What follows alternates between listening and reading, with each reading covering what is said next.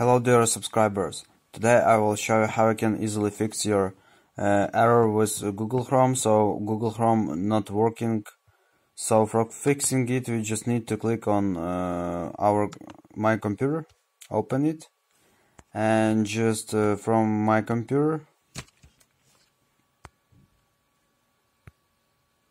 we need to choose, we need to go to local disk, our system disk, choose here program files.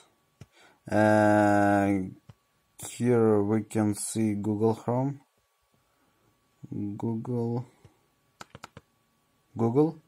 Here you choose Chrome application folder, and here you will see our exe file Chrome with name Chrome. So just right click on it and choose rename.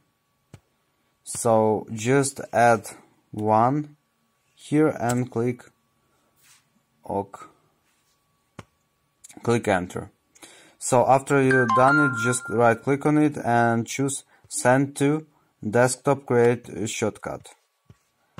So now we just go to our desktop, and here you can see our Chrome. So just right click on it and choose rename, and just write Chrome and just click enter. So now you can also try to open it and everything will work. So thanks for watching, have a nice day, subscribe to my channel, click like, and goodbye.